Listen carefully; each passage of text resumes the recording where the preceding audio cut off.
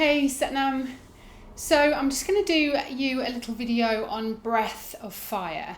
So breath of fire is one of the fundamental practices in Kundalini Yoga.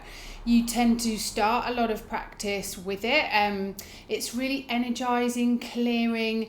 It's great for strengthening the abdomen. It's really detoxing, and obviously it lights up that fire in the belly, that agni, that inner fire in the belly that gets us going, gets us motivated. But it's also quite a potent breath because of this.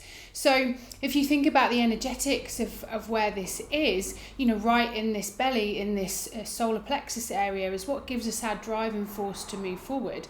So if we're dropping a little seed of intention in there, using the breath and a lot of kriya to move that energy upwards, then we can really set forward with what we need to do in our bodies, minds and souls. So the practicalities of breath of fire. Breath of fire is a rapid rhythmic movement through the nostrils. So the focus is on the exhale, not the inhale. So as I've heard it described before, it's like pushing something out of your nose. So imagine that you had something stuck there, your mouth is closed, and you're using this part of the belly, using the force, that driving force of the belly, and the diaphragm should be moving up. So kind of think about it like a Heimlich maneuver, maybe like in and up, in and up.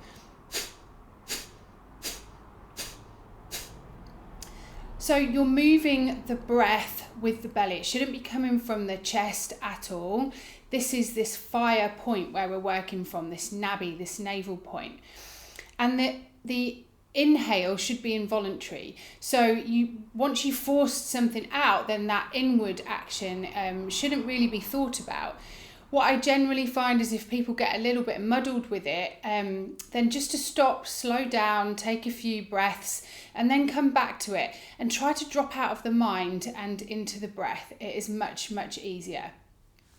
So you can come always into this nice tall seated posture, back nice and straight, just so that you've got this nice straight spine. You're allowing that breath to move up.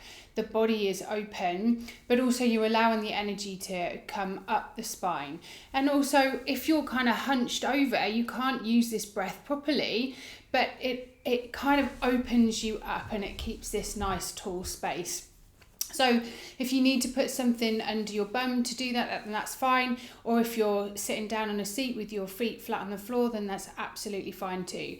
If you find it a little bit easier to come up onto your knees, then that's okay. So I'll show you the main technique. So you can pop your hand on your belly maybe, and if you feel like you want to know the difference between this belly and this chest, if you feel that you're moving kind of paradoxically, then that's fine. So you just take an inhale and exhale.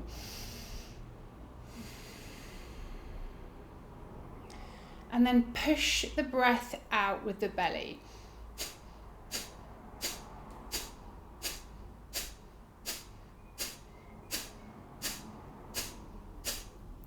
If you find that rhythm's too fast for you, then you can go a little bit slower, or just practice the movement for a start, just to see how you get on.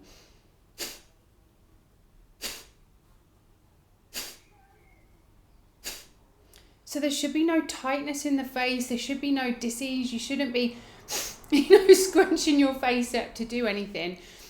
You're just simply moving the belly in, not with your hand.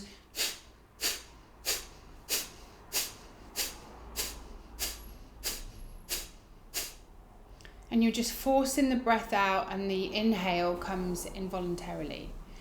So I hope that helps you. It's a really beautiful way to energize the body. It's really good for if you're really wanting to get going in the morning and clear out some of your old stagnant energy from sleep.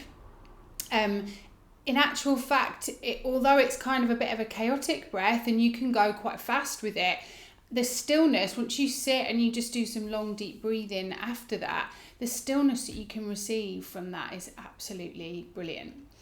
So we'll just do one practice. So just take an inhale and an exhale, closing down the eyes. Breath of fire.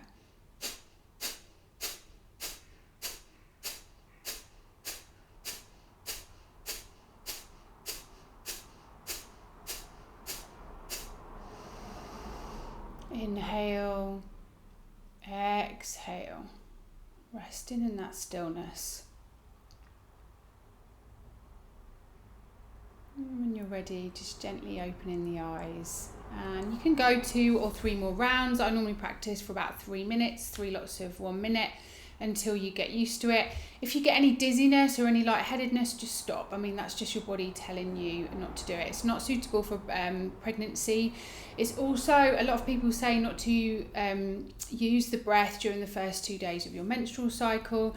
I've actually done that and it's never caused me a lot of issues, but I know some people, really like to be in tune with that. And it's quite a forceful breath, so it's sometimes nice to just let everything settle then. But other than that, no problems at all. All right, take care. Sat Nam.